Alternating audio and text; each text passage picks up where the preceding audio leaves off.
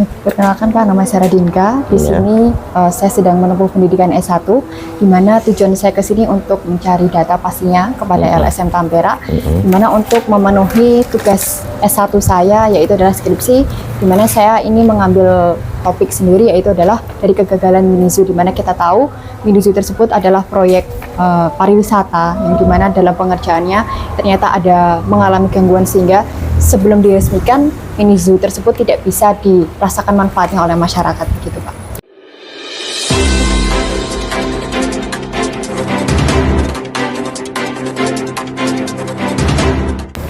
Assalamualaikum warahmatullahi wabarakatuh. Alhamdulillah teman-teman, ini di sore ini kita kedatangan tamu dari mana Mbak ya? Dari Undip Bapak. Dari Undip ya, dari Mbak siapa Mbak namanya? Radinka. Mbak Radinka ya. Kepanjangannya nama lengkapnya? Radinka Wastu Amanta. Radinka Wastu Amanta. Nah, saya sedikit pengen tahu ya Mbak. Meskipun kemarin Mbak sudah bersurat ya dari Undip sudah bersurat ke kami yang intinya untuk memenuhi kebutuhan skripsi ya Mbak ya. Kaitan seperti itu, tapi mungkin saya perlu minta sedikit informasi atau saya menanyakan ke Mbak sebenarnya untuk tugas yang bagaimana Mbak untuk memenuhi apa dan sebagainya, nanti coba sampaikan biar kami tahu gitu seperti itu.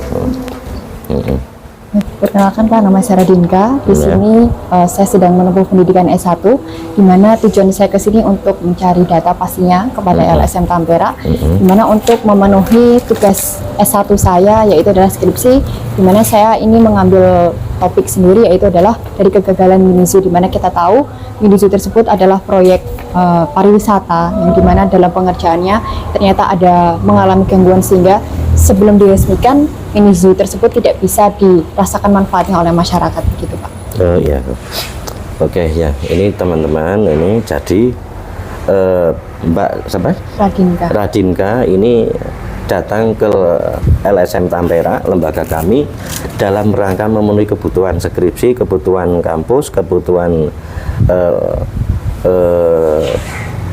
terkait dengan dari mana, Universitas Diponegoro ya, iya, dari Undip.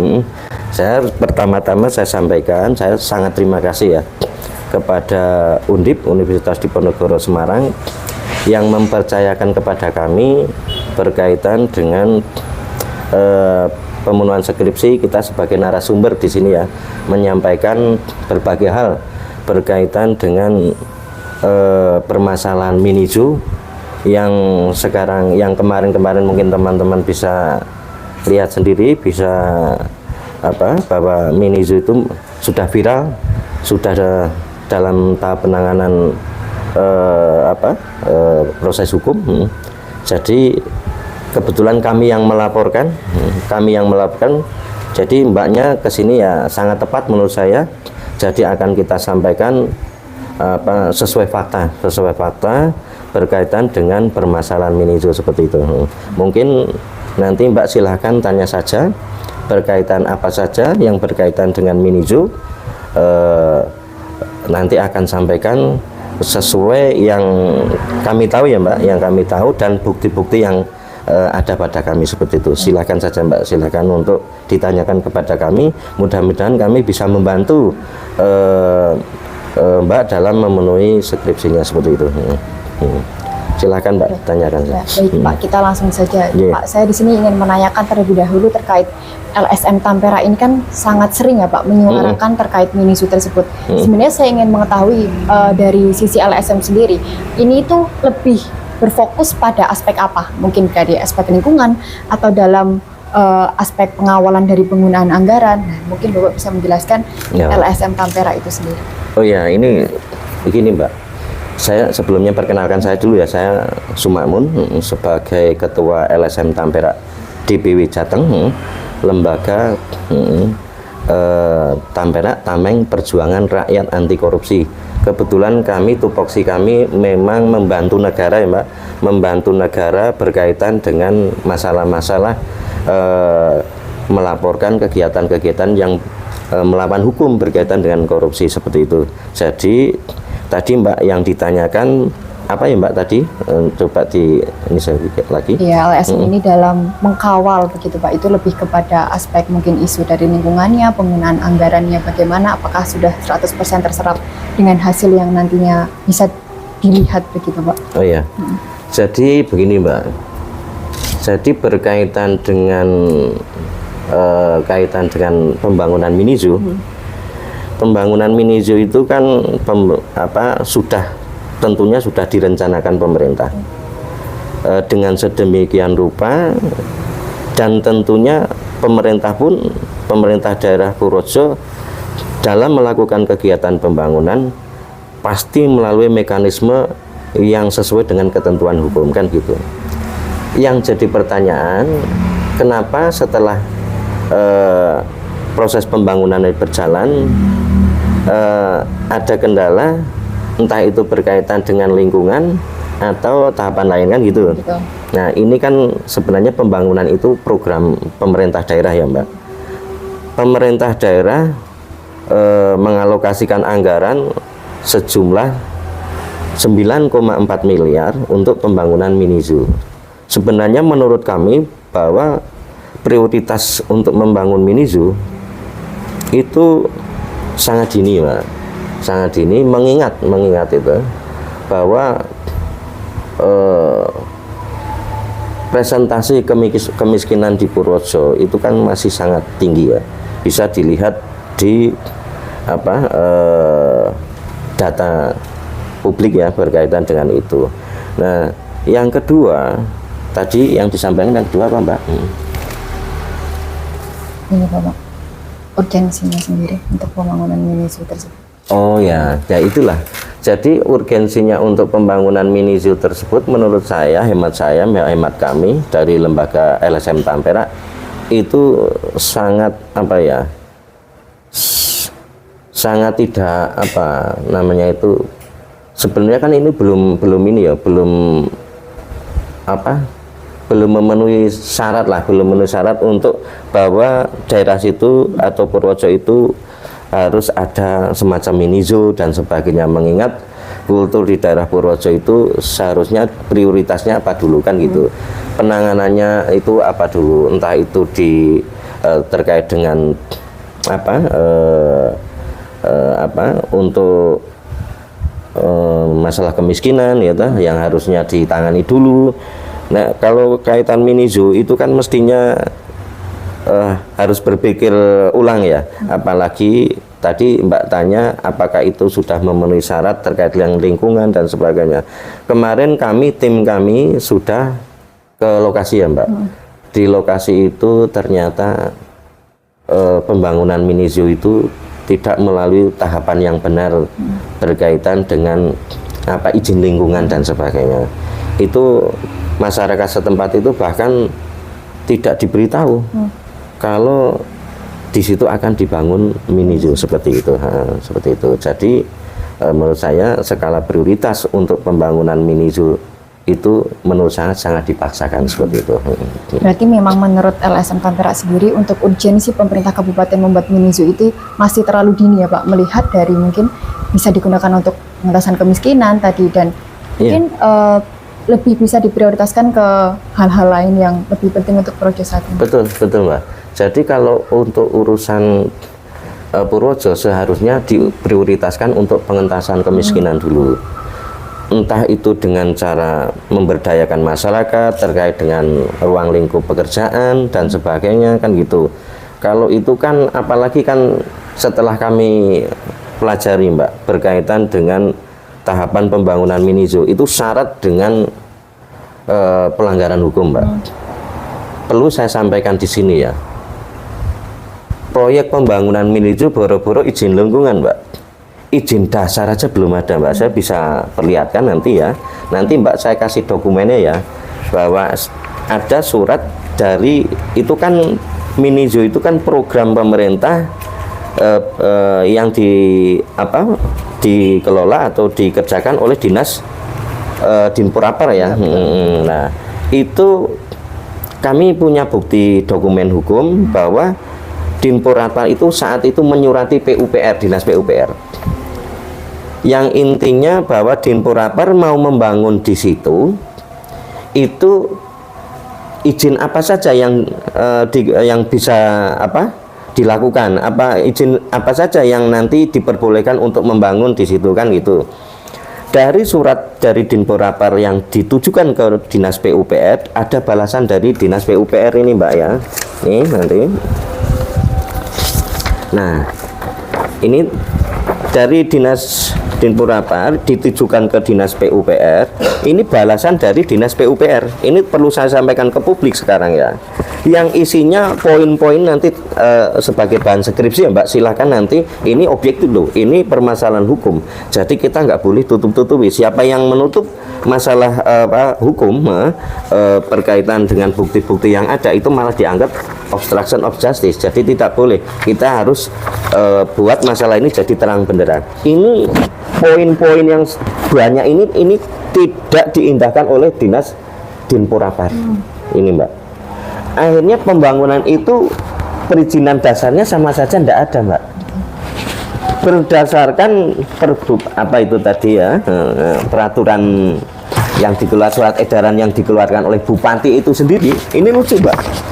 Surat yang dikeluarkan edaran Bupati nomor 562 garing 6286 garing 2023 itu menyampaikan setiap pembangunan yang berkaitan dengan urusan pemerintahan itu harus ada izin. Harus ada izin. Sementara Minizu dengan bukti dokumen hukum yang ada itu tidak ada izin. Artinya siapapun yang melakukan perbuatan di situ menurut hukum itu harus bertanggung jawab, kan gitu. Karena memang ini tidak dilalui semua, kan gitu. Nah, mungkin sudah ada gambaran ya Mbak. Nah, dan akan kita tambahkan apa itu izin, kan mestinya gitu. Apa itu izin? Saya sampaikan ke publik ya. Mungkin Mbak nanti biar untuk pembekalan Mbak dalam memenuhi skripnya juga untuk bisa sampaikan ke masyarakat bahwa izin itu artinya kebolehan melakukan sesuatu larangan, itu namanya izin. Kebolehan melakukan sesuatu larangan itu izin. Jadi kalau tidak ada izin berarti daerah itu masih larangan. Nah, kalau daerah larangan itu tidak boleh dibangun apapun, kan gitu. Nah, ini pemerintah daerah Purworejo men do ngerti pemerintahannya, men do paham penegak hukumnya, kan gitu. Jadi jangan sampai seperti ini. Saya terima kasih nih, saya disowani kampus Undip yang luar biasa. Dulu saya juga bercita-cita di Undip, tapi ya karena nggak ada dana ya nunggu sambil belajar dulu kerja dulu Mbak, kan gitu. Nah, ini saya kedatangan dari mahasiswi Undip, saya merasa terhormat. Nah, jadi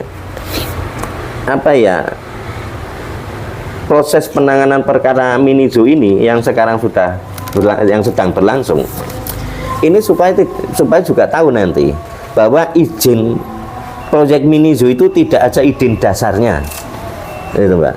Nanti untuk pemenuhan skripsi silahkan Mbak, saya bisa menyampaikan ini sebagai narasumber, saya pertanggungjawabkan secara hukum, kan gitu. Tidak ada izin dasarnya dan ini resmi kita ngambil juga bukti ini juga dari PUPR, kan seperti itu. Nah, karena ini dokumen hukum, dokumen yang valid, nah akhirnya ini menjadi bukti hukum mestinya, kan gitu. Nah itulah makanya Minizu kenapa tidak masuk skala prioritas dan terkesan dipaksakan, karena tidak ada izin dasarnya. Dipaksakan, kenapa dipaksakan? Ya kita nggak tahu, itu urusan pemerintahan daerah. Tapi yang jelas dengan adanya pembangunan Minizu ini, pemerintah daerah Purworejo atau rakyat Purworejo khususnya itu sudah dirugikan sekitar 9,4 miliar, bahkan lebih menurut hitungan kami mestinya, karena dampak lingkungan dan lingkungan alam yang tadinya bagus jadi rusak. Nah, di situ penghitungan ahli mestinya sejauh itu uang tadinya tidak rusak jadi rusak, kan seperti itu. Monggo. Monggo dilanjut, Pak. Bapak, ini masih berkaitan soal izin yang ternyata izin dasarnya saja masih kontroversial ya Pak, belum terpenuhi. Betul. Tapi kita lebih spesifik lagi ke pemilihan lokasinya Pak. Dan ini pasti menjadi banyak pertanyaan dari masyarakat juga. Bagaimana Bapak ini menilai keputusan penggunaan anggaran sebesar 9,4 miliar itu untuk membangun infrastruktur di atas tanah yang ternyata tergolong labil gitu Pak. Nah kemudian apakah info lokasi ini kan juga ternyata bukan lokasi pertama yang ditunjuk. Jadi bukan lokasi pertama, yaitu di Kelurahan Kesenang sendiri. Kemudian secara logika ketika bangunan tersebut didirikan di tanah yang labil seharusnya kan izinnya lebih ketat. Nah, apakah dari pihak LSM sendiri itu memang sudah pernah melihat atau sudah ada tertera yang bisa diakses oleh publik begitu Pak, dari izin lokasinya sendiri, penetapan lokasi yang ternyata itu menjadi masalah ketika adanya longsor tersebut? Oh ya, pertanyaan yang bagus. Pertanyaan yang bagus sekali ya, undip yang bagus sekali lah. Jadi begini nih, saya juga malah sedikit ini ya, Mbak tahu kalau itu lokasi tadinya tidak di titik itu, titik koordinat itu jadi dipindah. Mungkin Mbak informasinya dari dinas malah ya, dari dinas. Oke. Jadi begini Mbak, itu memang lembaga kami satu sudah tinjauan ke lokasi.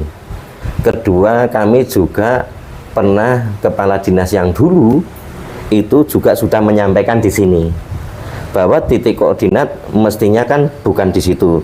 Tadi akhirnya di situ. Juga saya mendengar informasi langsung melalui pejabat tinggi yang ada di Purworejo bahwa titik koordinat yang akhirnya sekarang dibangun itu memang dipaksakan oleh penguasa, oleh penguasa. Akhirnya jadi seperti kalau nggak dipaksakan pasti normatif izinnya masih ada. Itu contoh nggak dipaksakan. Tapi ketika itu dipaksakan, semua nabrak aturan, kan gitu lah. Aturan-aturan yang tadi yang sudah saya sampaikan masalah perizinan dasarnya juga tidak ada.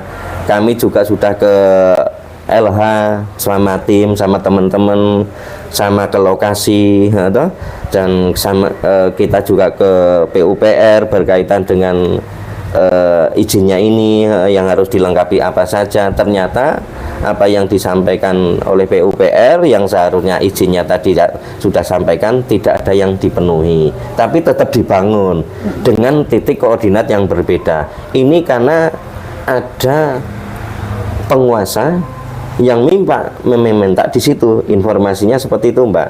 Jadi titik koordinat itu dirubah karena permintaan penguasa, yang penguasa itu sudah kami laporkan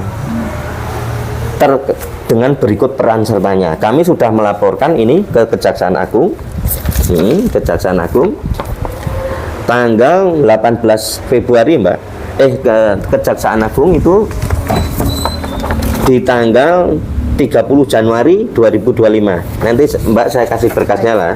Ini kami sudah melaporkan Kejaksaan Agung tanggal 30 Januari 2025. Mudah-mudahan Kejaksaan Agung dengar nih ini rakyat kami, rakyat Purworejo, bahwa penanganan perkara Minizo masih seperti ini, belum ada kepastian hukum, sudah sangat lama. Mana Bapak Jaksa Agung yang akan membuat permasalahan hukum objektif, bantu kami rakyat Purworejo seperti itu. Karena rakyat Purworejo menginginkan proses hukum Minizo cepat penanganannya dan cepat ada kepastian hukum sehingga permasalahan jadi terang benderang. Ini yang kedua, kami juga melaporkan ke Kejaksaan Negeri di tanggal 18 Februari 2025. Kami melaporkan ke Kejaksaan Negeri karena agak bulannya berbeda, dan kami duluan melaporkan ke Kejaksaan Agung karena permintaan masyarakat ya, bukan karena kami, tapi permintaan masyarakat supaya segera melapor saja ke Kejaksaan Agung supaya ditanganin secara serius. Tapi nyatanya sekarang pun masih seperti itu, kan gitu.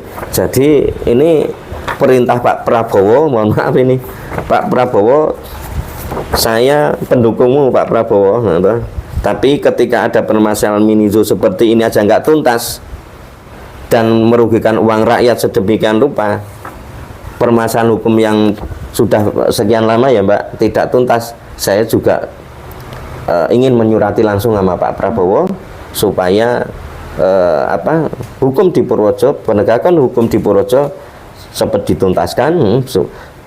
Karena ketika menurut kami hukum ditertibkan, yakin kesejahteraan rakyat akan terpenuhi seperti itu. Monggo silakan. Berarti memang dari izin lokasi itu aja dari PUPR ada beberapa yang tidak terpenuhi ya Pak. Jadi memang terkesan dipaksakan untuk pendirian di lokasi yang sekarang ini. Iya. Ciri-ciri Mbak, ciri-ciri titik koordinat dipindahkan dari semula, terus dipindahkan yang baru tapi tidak ada izin. Sementara Bupati mengeluarkan surat edaran yang isinya nanti tak kasihkan ya Mbak. Surat edaran itu menyampaikan bahwa setiap pembangunan yang berkaitan dengan urusan pemerintahan itu harus diawali dengan izin dasar dulu. Izin semua dilengkapi dulu. Tapi ini tidak ada. Pemerintah bangun melanggar aturan pemerintah sendiri kan gitu Pak. Nah, disinilah makanya saya senang Mbaknya menyampaikan seperti itu. Kami merasa sangat senang Mbak untuk pemenuhan ini, biar kampus pada tahu Mbak, betul, supaya yang saya sampaikan nanti jadi bisa dibantu lah, paling enggak itu dibantu khusus kepada kampus-kampus seperti Undip dan sebagainya. Kami sangat mengapresiasi seperti itu. Baik Pak, itu kan izin secara administratif ya. Kalau untuk dari warganya sendiri, apakah dari LSM itu pernah, dinas itu pernah untuk mensosialisasikan kepada masyarakat atau meminta izin untuk mendirikan bangunan di situ? Mengingat sekarang saja dampak lingkungannya aja pasti dirasakan ke masyarakat itu sendiri, begitu Pak. Iya, kalau dari dinas untuk melakukan mendatangi masyarakat terkait izin lingkungan, saya kurang ini ya Mbak, itu kan kewenangan dari kedinasan ya.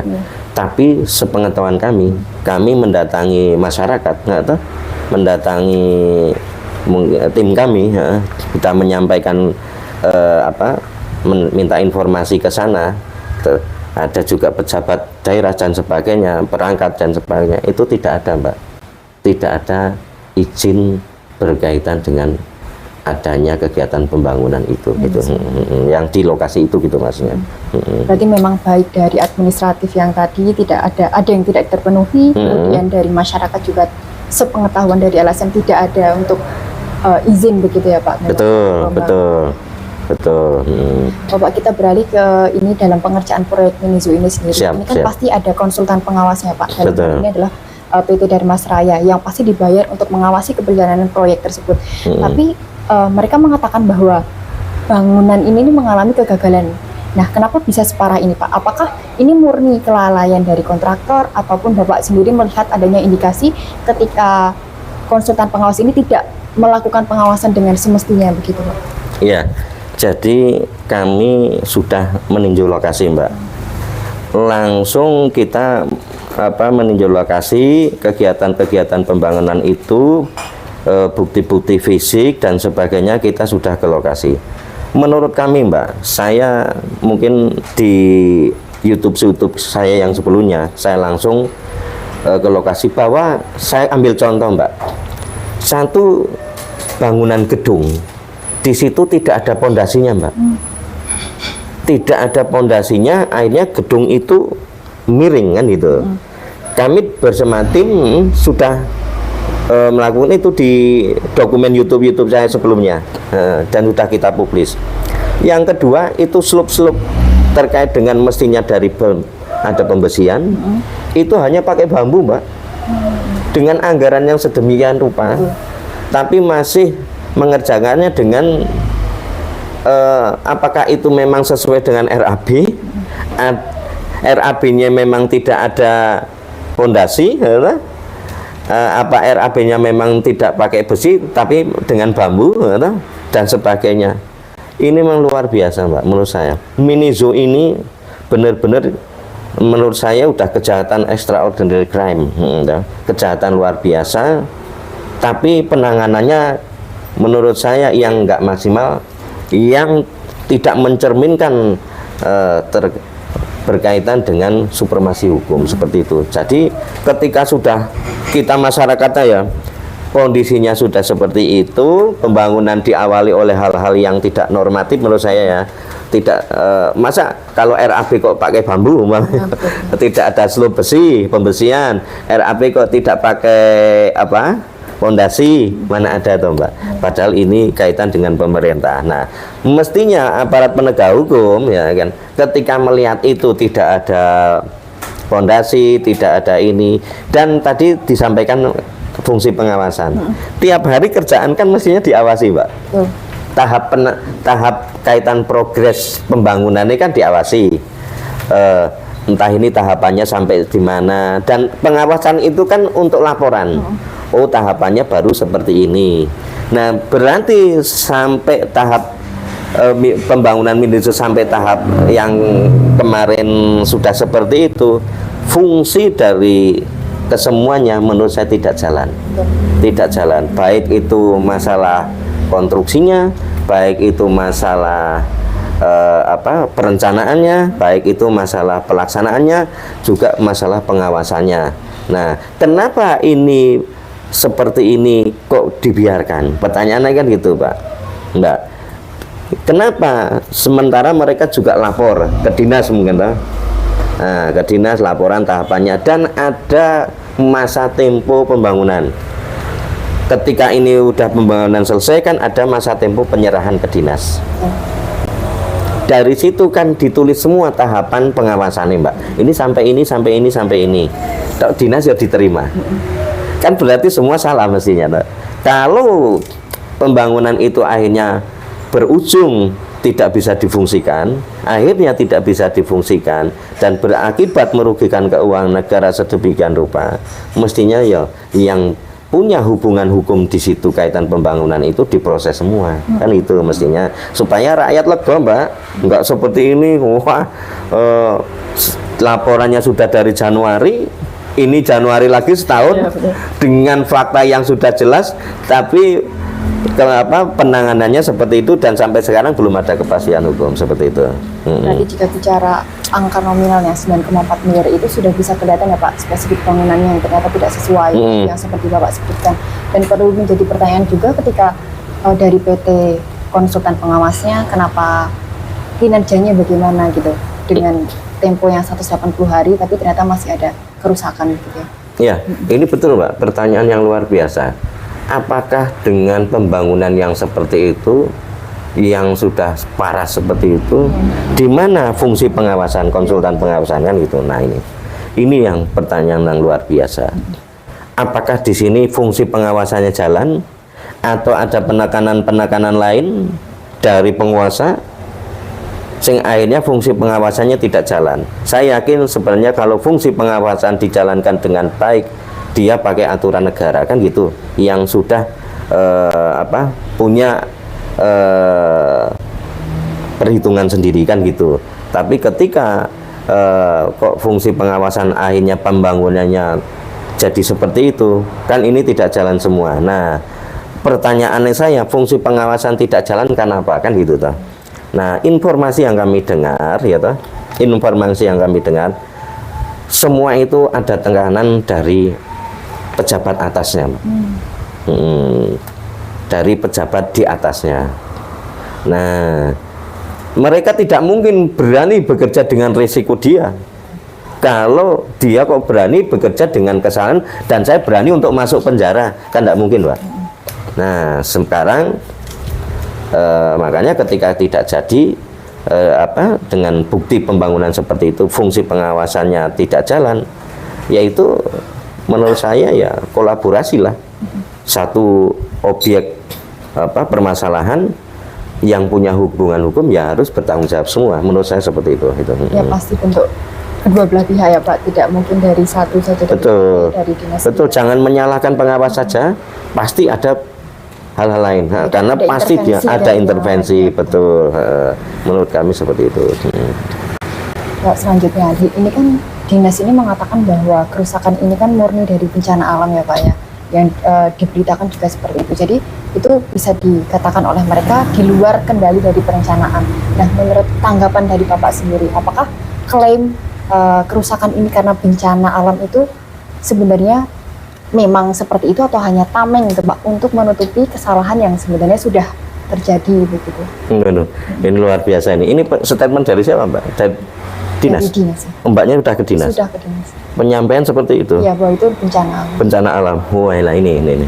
Inilah kalau daerah pertanggungjawabannya dikaitkan dengan seperti itu, habis uang daerah. Ini catat ini pemerintahan Purworejo ini sudah tahu kondisi minizo seperti itu, masih mengkaitkan dengan bencana alam. Berarti rusaknya ini karena sing kuwasa nanti toh. Wani menjasmen iki polai sing kuwasa padha itu. Waduh, medeni itu. Menakutkan nek seperti itu. Jadi yang objektif ya Mbak, kita sebelumnya kan kita ke sana. Waktu ada hujan sedikit kita udah ke sana dan sudah rusak. Sebelum hujan berikutnya itu sudah rusak, Mbak.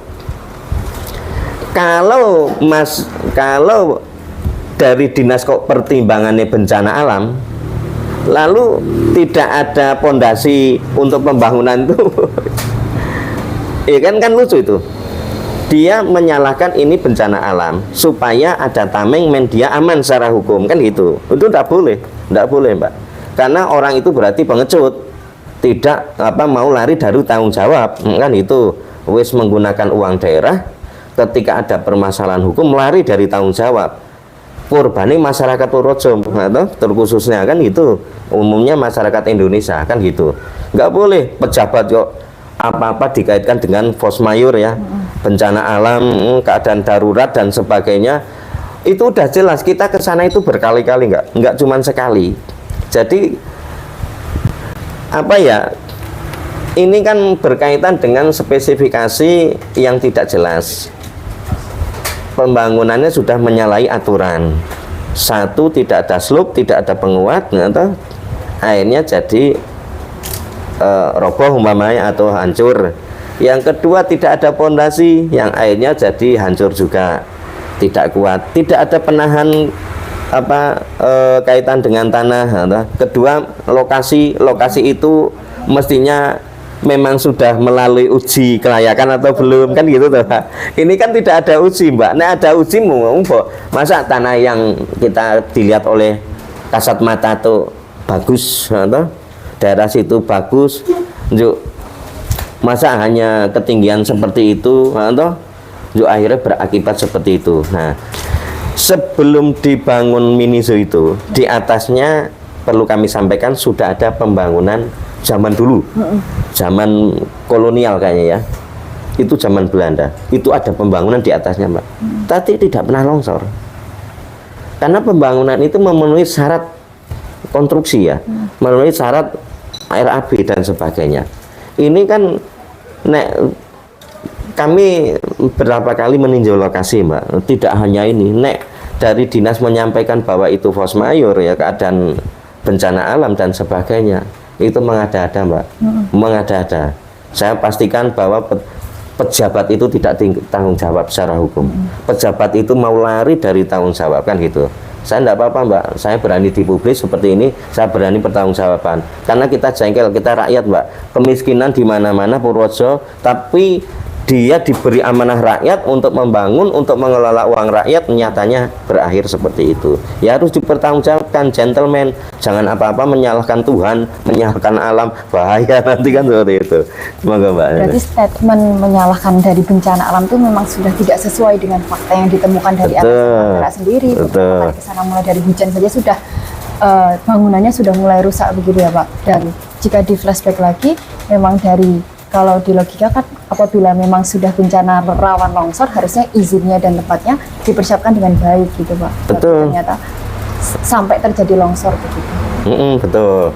Nah ini makanya kalau perizinan dasarnya saja tidak ada Mbak, untuk lokasinya aja pembangunannya itu terkesan ini kan begini Mbak. Ini kan sebenarnya nih ada uang daerah. Orang-orang penguasa sing rakus, saya bicara rakus ya. Ini ada uang daerah senilai sekian. Dia menggunakan berbagai cara ingin menikmati uang itu. Akhirnya dengan cara alokasi untuk pembangunan. Pertanyaan saya, kalau 9,4 miliar digunakan sepenuhnya, Mbak, itu tidak akan jadi seperti itu. Betul. Analisa publik di lapangan, analisa tokoh-tokoh, paling yang digunakan itu nggak ada setengahnya. Iya, itulah akhirnya hancur malah kan itu. Nggak serius, dia tidak mengemban amanah rakyat dengan baik seperti itu. Penggunaan anggarannya tidak 100%. Betul, tidak bisa, tidak 100% terserap sesuai dengan aturan gitu. Bapak sekarang kan posisi dari dinas sendiri itu kan menunggu proses hukum dan Pak, dan terus belum berani mengambil tindakan karena mereka beranggapan bahwa masih dalam tahap yang lebih lanjut begitu Pak. Nah, kemudian menurut Bapak sendiri, apakah langkah diam dan menunggu dari dinas tersebut itu tepat atau justru membuat aset yang sebenarnya sudah tidak bisa digunakan itu semakin hancur dan hilang nilainya gitu Pak untuk sebuah bangunan? Wah, bagus Mbak, luar biasa. Jadi pertanyaan-pertanyaan dari adik-adik mahasiswi Undip ini luar biasa, luar biasa. Jadi sampai mempertanyakan berkaitan dengan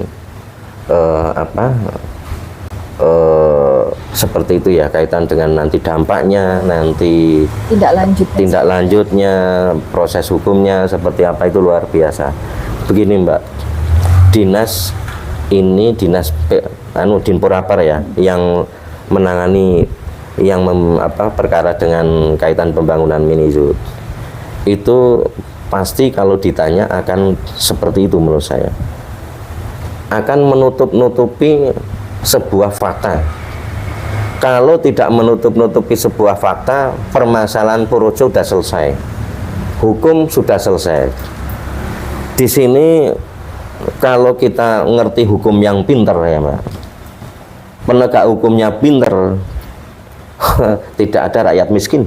Mohon maaf ini saya sampaikan, tidak ada Purworejo kok jadi rakyat masih kekurangan. Nek penegak hukum juga pinter, pemerintahan itu pinter. Alokasi anggaran daerah, alokasi bantuan dari pemerintah pusat itu kan saking banyaknya. Tapi karena rakus, karena cara-cara mengalokasikan anggarannya seperti itu untuk memperkaya diri dan sebagainya, akhirnya timbul masalah seperti ini. Ini contoh bagus.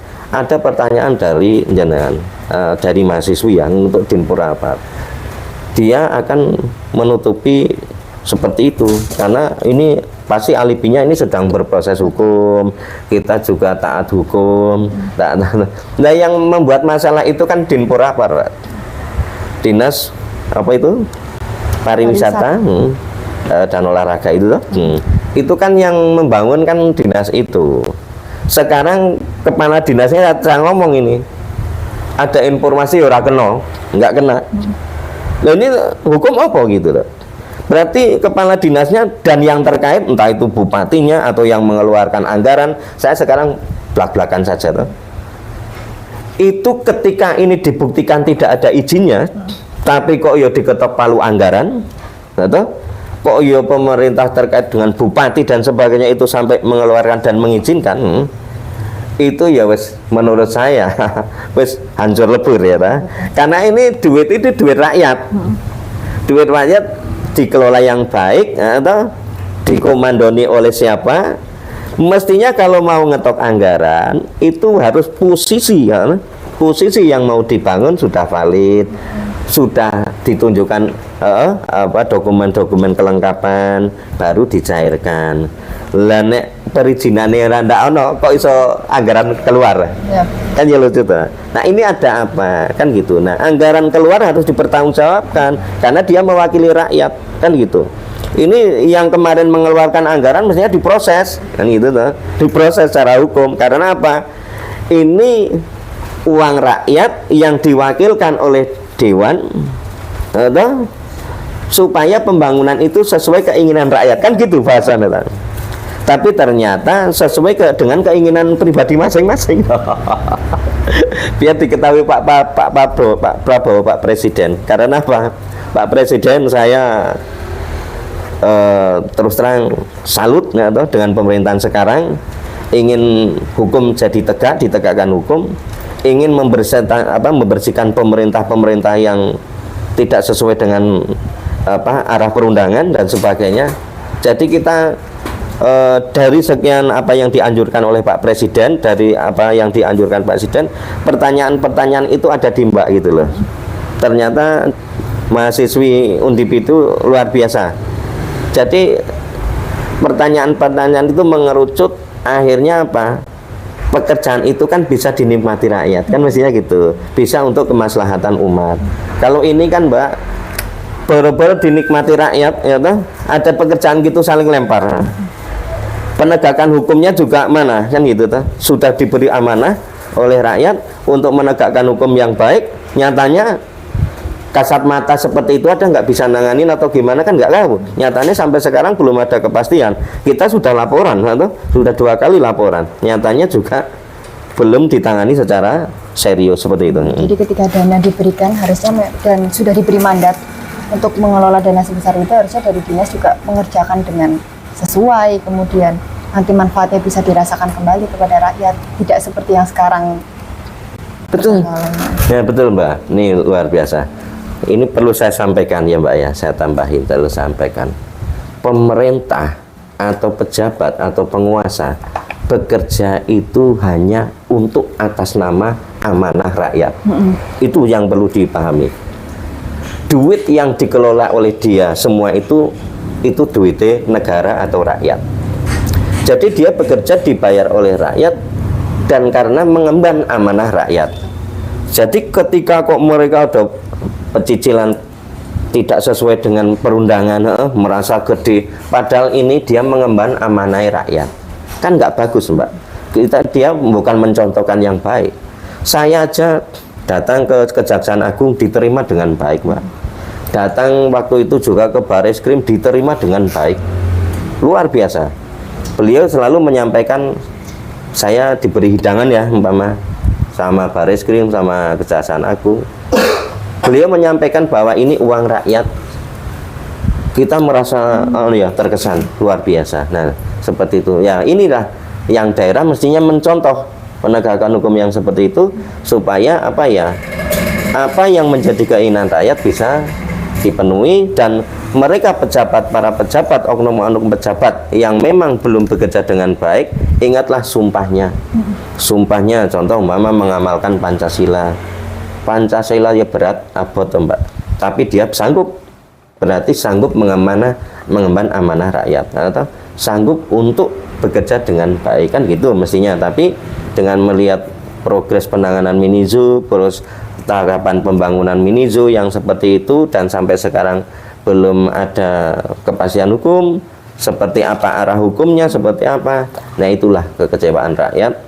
Seperti itu. Makanya menurut kami dari lembaga LSM Tampera, mereka bekerja, saya tidak tahu arah hukumnya, apakah perintah Pak Presiden itu mereka hiraukan atau tidak, mereka taati atau tidak. Ya di sini buktinya, kan gitu. Kalau mereka taat dengan perintah Presiden Pak Prabowo, mereka akan menuntaskan masalah ini dengan tuntas dan akan menjerat siapapun di situ yang melakukan pelanggaran hukum, tidak pandang bulu, dan siapapun yang punya hubungan hukum berkaitan dengan penanganan dengan masalah pembangunan Minizu itu harus mendapatkan sanksi hukum seperti itu, begitu Mbak. Ya memang perlu dicamkan dan dimaknai dengan baik ketika menjadi pejabat, ya tugasnya adalah membawa harapan dari masyarakat. Betul. Tugas untuk masyarakat. Betul, karena itu uangnya uang rakyat, kan gitu. Harus kembali lagi kepada masyarakat.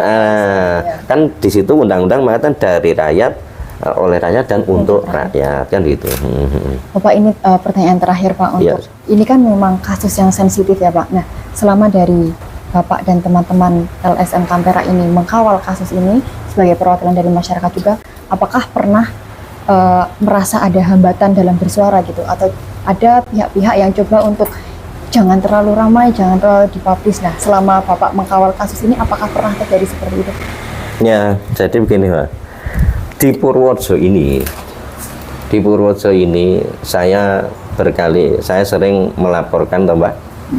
Mungkin hanya kami yang sering melaporkan berkaitan dengan permasalahan hukum kaitan dengan korupsi. Jadi pasti resiko kami sudah kami perhitungkan. Ancaman dan sebagainya itu saya hanya mendengar dari masyarakat. Saya sudah diwanti-wanti banyak tokoh masyarakat supaya berhati-hati. Tapi saya sendiri Mbak, apa yang saya jalankan itu ketika itu memang benar menurut yang kami pahami, entah itu secara perundangan atau secara agama, saya tidak akan pernah takut. Ancaman selalu ada, kan gitu. Tapi saya tidak tahu karena saya tidak ada bukti hukum yang benar-benar ini toh, tapi pasti ada Mbak. Saya pernah dilaporkan ini, sering Mbak. Pernah dilaporkan ini, saya sering sekali. Tapi ya ada bukti-buktinya saya dilaporkan juga ada. Tapi alhamdulillah sampai sekarang saya bisa eksis, bisa membantu negara, membantu rakyat berkaitan dengan pemberantasan korupsi seperti itu. Jadi kami dari LSM Tampera Mbak, sekali lagi tidak takut dengan permasalahan itu. Ancaman itu iya menurut informasi ya yang menyampaikan ke kami, orang-orang memberi masukan ke kami banyak sekali Mbak, banyak sekali. Bahkan mereka menyampaikan apa nanti gimana ngelawannya pejabat ngelawan. Alah, saya sampai pernah, saya punya guru, ibaratnya sudah tidak apa-apa, yang penting kita berdoa saja supaya tidak ada kebaikan tertukar dengan kejahatan. Yang baik yakin akan mendapatkan yang baik suatu saat, gitu saja prinsip saya gitu. Jadi saya tidak takut Mbak seperti itu. Tapi terkait mekanisme yang tadi dipertanyakan, ya pasti ada gitu. Iya. Justru dengan resiko yang diterima itu menunjukkan bahwa LSM ini benar-benar membantu negara dan semakin eksis ya Pak untuk terus mengawal. Betul. Tidak seharusnya. Betul. Mungkin Bapak sudah semua pertanyaannya sudah selesai dibacakan semuanya. Terima kasih, saya jadi banyak tahu informasi baru dari kasus Minizo itu sendiri. Iya, sama-sama Mbak. Ini saya sampaikan ya, ini sebagai penutup. Saya Mbak siapa tadi Mbak? Radinka. Mbak Radinka yang sedang memenuhi ya kebutuhan terkait dengan skripsi di Universitas Diponegoro Undip. Saya terima kasih kepada rektor, dekan dan dosen pembimbing. Mohon dibantu kaitan Mbak Radinka, ini luar biasa karena anak masih mahasiswa, masih kuliah tapi sudah memikirkan berkaitan dengan urusan negara, urusan pemerintahan, dan luar biasa menurut kami dari LSM Tampera. Saya pribadi sangat berterima kasih kepada Universitas Diponegoro. Kami mengapresiasi bahwa mahasiswi Undip ada di sini. Kami sebagai masyarakat sangat mendukung kegiatan-kegiatan atau tadi yang disampaikan oleh Mbak Radinka seperti itu. Jadi sekali lagi saya terima kasih diberi kepercayaan oleh Undip untuk menjadi narasumber berkaitan dengan kebutuhan skripsi dan dengan berbagai kaitan dengan narasi Minizo ya seperti itu. Kami terima kasih sekali dan kami terus terang apa yang disampaikan Mbak, mudah-mudahan nanti ada mbak-mbak yang lain yang seperti ini, yang kritis, yang bisa menyuarakan walaupun hanya untuk memenuhi kebutuhan skripsi tapi bisa menyuarakan kepentingan rakyat seperti itu. Terima kasih Mbak. Terima kasih Bapak. Yeah.